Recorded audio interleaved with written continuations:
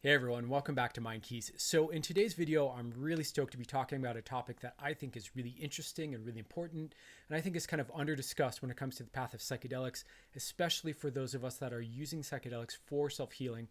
And that is this topic of trying to figure it all out, trying to really deeply, cognitively, intellectually understand what's going on with the psychedelic reality, with our own healing path. There are many forms of trying to figure it all out, but I wanted to bring this message to you and talk about it a bit. So let's go ahead and unpack it. And really briefly, for anyone who may be new to the channel or just hasn't really totally gotten the message yet, I just recently made a mini course for you. So if you are trying to get over anxiety, social anxiety, general anxiety, depression, PTSD, anything like this, I've made a short, sweet, to the point, easy to learn mini course for you to start to learn the techniques to start to clear out these issues and rewire your brain. I made this course specifically for people who are trying to self-heal, because what I've discovered is that the most common thing that people who are on this path of self-healing, trying to learn about psychology, trying to learn about their own minds and trying to resolve issues, is that most of us don't have the tools to just self-regulate, clear the trigger, get out of the fight or flight states, get out of the dissociation and come back to clarity and balance. And how the hell are you going to heal, resolve stuff if every time you try to do it, you're just triggered, you're dissociated, you're overwhelmed? This is how you heal anxiety. I've made a course for you to do so. So please go ahead and click the link below. It's called the Self-Regulation Mini Course. It's awesome. I'm really proud of it. It's very brief. It's very simple. It's easy to learn. You can start feeling better right away. Just as a quick little kind of little side note, just the havening technique alone inside this course is worth the price of admission to the course. It's worth it. I'll be adding more videos along the way, so please check it out. It's well worth your while if you need tools to start to self-heal. Okay, let's go ahead and get into it. Alrighty, so this topic I think is really important to discuss, especially for psychonauts, for people who do psychedelics, who are interested in psychedelics. And I have a lot to say about it, and I want to make really like a few caveats up front and make really clear kind of where I stand with all this. So as you can gather by the title of the video and what I'm saying here, there is I'm offering the idea that there's an element of danger to you as a person on the psychedelic path, and even just on the self-healing path in general, through this kind of concept or this assumption or this frame or this approach that you can figure it all out, that you can learn your way to healing or learn your way to enlightenment or learn your way to, self-realization or anything like that.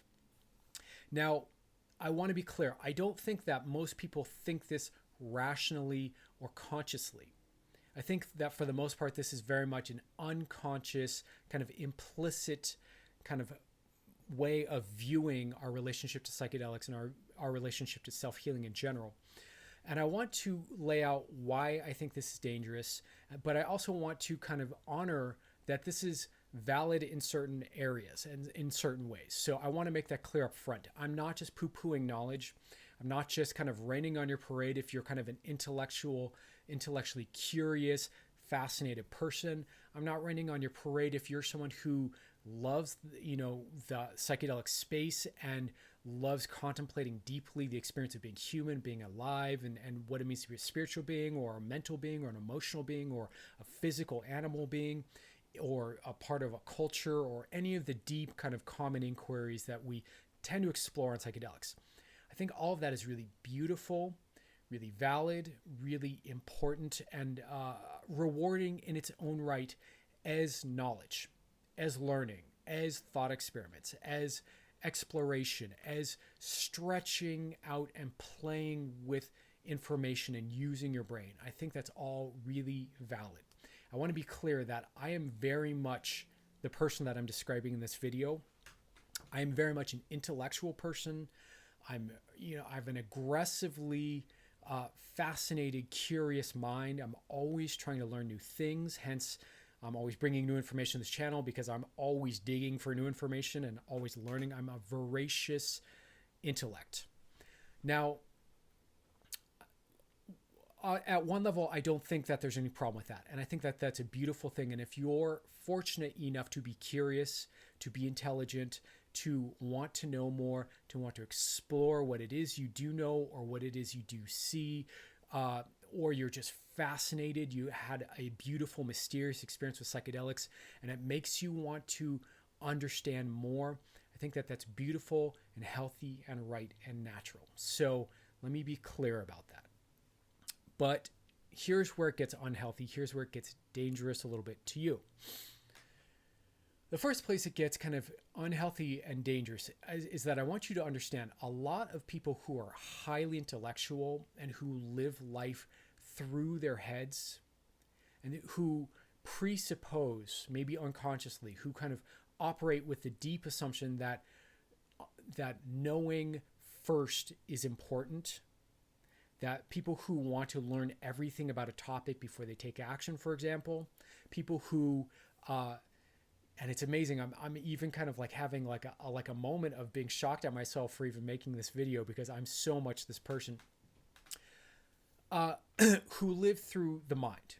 You know, quite frankly, in my experience with myself, and the more I've learned about trauma, the more I've learned about other people who are intellectual and learned at how they live their lives through the mind, the more I see over and over and over how true it is that intellect and living through solely through the mind or primarily through the mind is really a trauma response most of the time.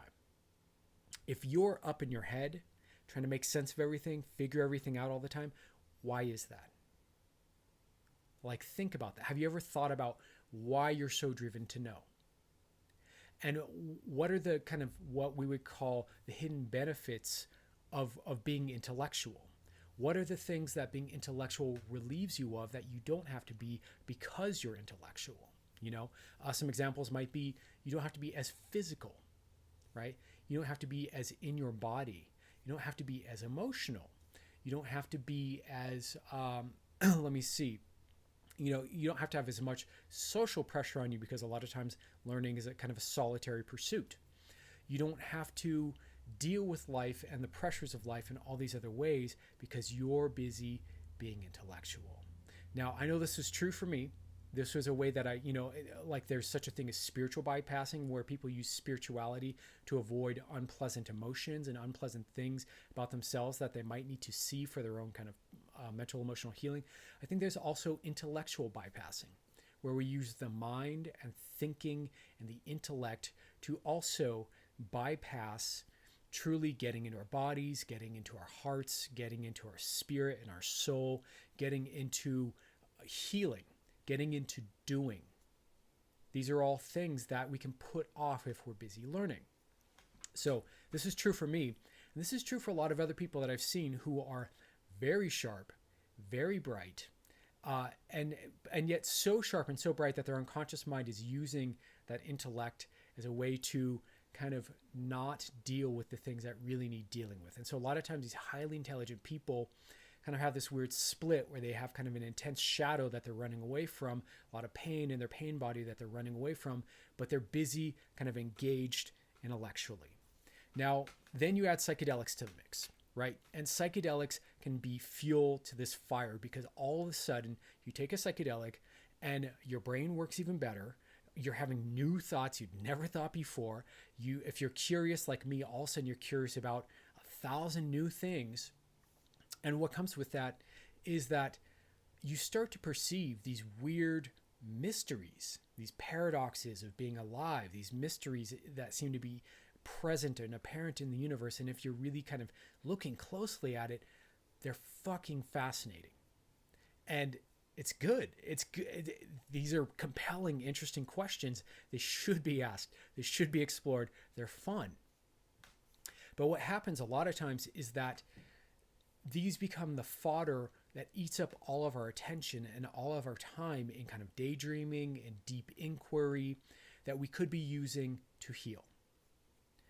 And there's kind of this assumption, this core presupposition, if you will, this kind of foundational axiom that people who kind of work this way operate on, which is that it's all knowable, that it can all be understood, that when I figure it all out, I'll be better, it'll all click for me, I'll be healed, I'll be happy, I'll be empowered, whatever it might be. I don't know what, the A plus B equals C for you would be, but there's this kind of common kind of dysfunction really of this underlying set of assumptions that when I know it all, then it'll be right. When I know it all consciously in my conscious rational brain, when it all makes sense here in my forebrain, then all will be right in my life, with myself, with the world, with my relationships, whatever it is. And again, this is not a rational, conscious belief.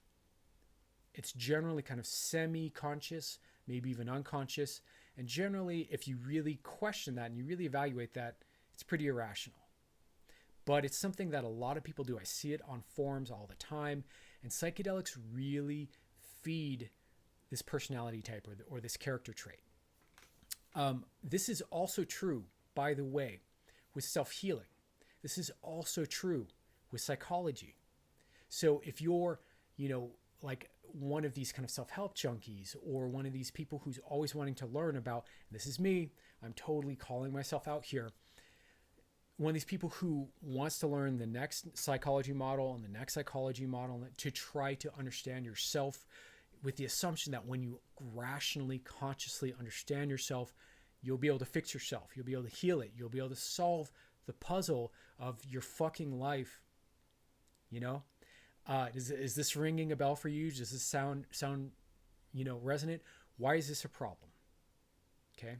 So I'm kind of going off here with some mini rant here. Why is this a problem though? How is this a problem? I'm kind of calling this out in myself and also in other people. Why is this a problem? This is a problem because the truth is that when it comes to psychedelic wisdom, information, knowledge, there is a lot that it's infinite. First of all, knowledge is infinite. The universe is infinite. Trying to apprehend or understand intellectually infinity is a fool's errand. You can't do it. You can take in little pieces, you can take in little glimpses, but there's always going to be vastly more, by definition, than whatever it is that you know. The unknown is always going to be more than the known. That's true in physics, that's true in life, and that's true certainly in the psychedelic space.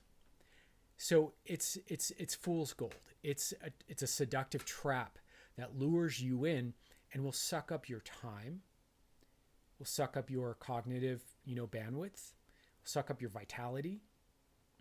And these are things you can't get back necessarily. You don't get your time back. You don't get your best years back if you spend your best years in this pursuit. You don't get, you don't get the time you could be spending with, building relationships or making more money or, healing yourself back. This is often a form of bypassing, and that's dangerous. The other reason this is dangerous is because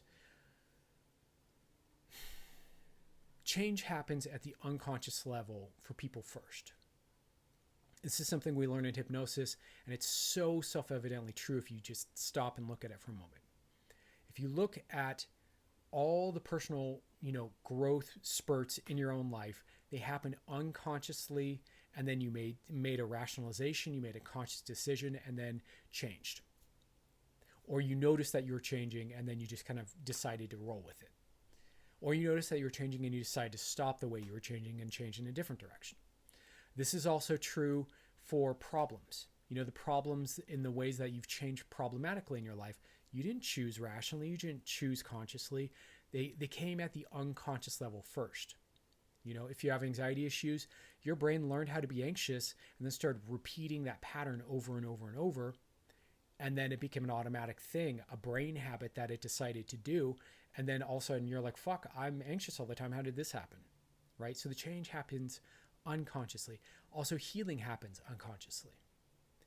And also, the thing I really want you to get is that, this is a little bit of a controversial kind of perspective in terms of the world of psychology and healing, but in my own experience, this is very true, that we tend to hold traumatic information in our bodies in the unconscious. we tend to hold traumatic information in the nervous system, if you will. And there's no amount of making that consciously learning about the mind, consciously learning about our psychology, or consciously learning about spirituality, or consciously learning about the universe and the cosmos and the mystery of all, as beautiful as it all is, as much as I all love it, that is going to shift the trauma or the pain or the fear that's stored in your body. It's not the solution to that particular problem. And so it's dangerous in the sense that it postpones your healing. It's dangerous in the sense that it delays your sense of well-being.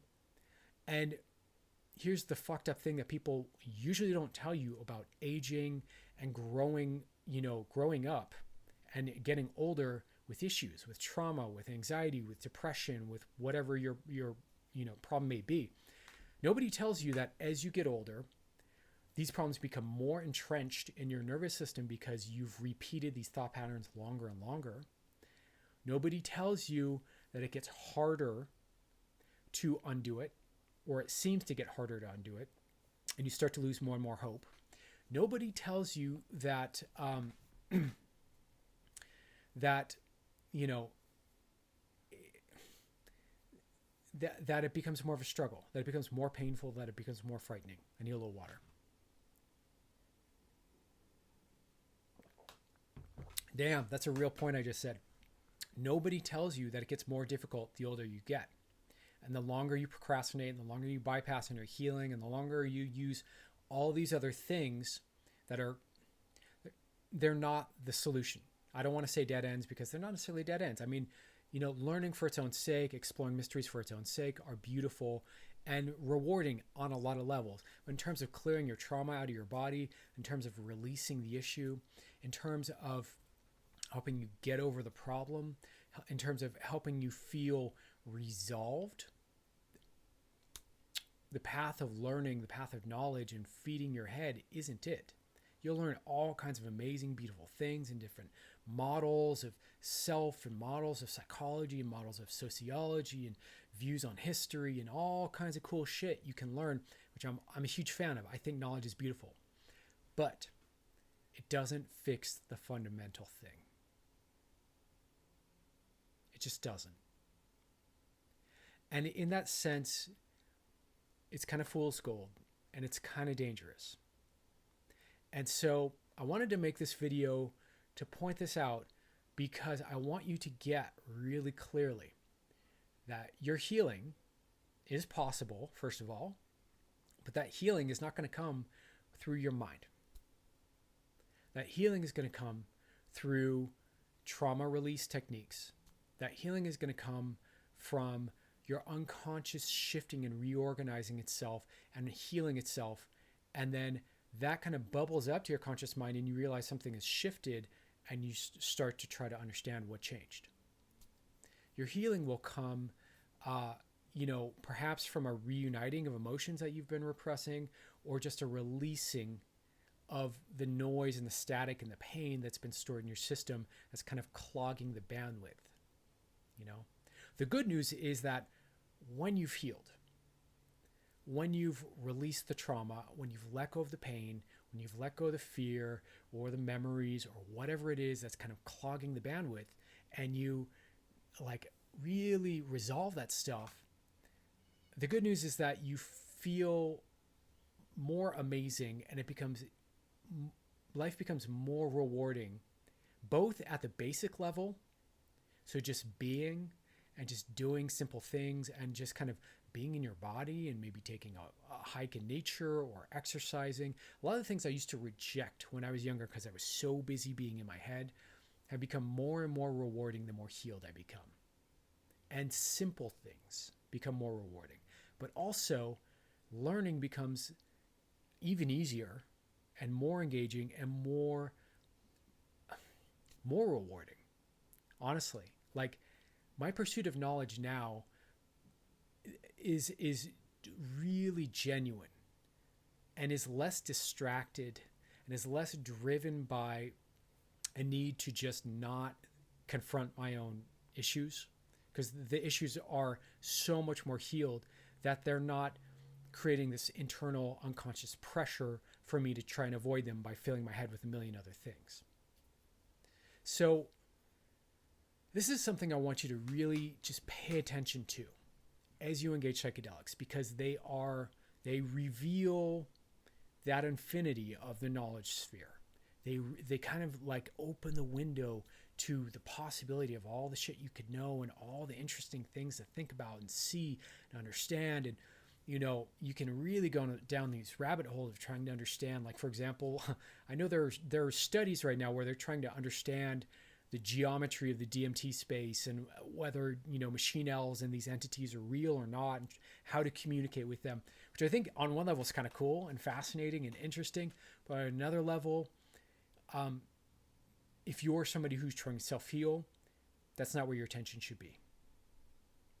Your attention should first and foremost be on getting present with yourself, on connecting with the things you're afraid to look at or avoiding or unwilling to connect with about yourself, and a willingness to move into using the body to release the trauma. And I know those words, because believe me, I've heard these words from other people before me. Those words sound like some hugely uncomfortable work. So I just want to tell you a little bit about the work, and then we'll wrap here, because my message is pretty complete. Beware of being stuck in your head and going down a million rabbit holes and using that to bypass your healing. That's my message of this video, period. Okay, with that being said, it sounds like the work is, involves really getting into these uncomfortable emotions in your body and being stuck there. And I know there are therapies out there like that, where you're just feeling crappy for however fucking long it takes to feel better. And I want to be clear to you that I'm not really convinced that really works most of the time.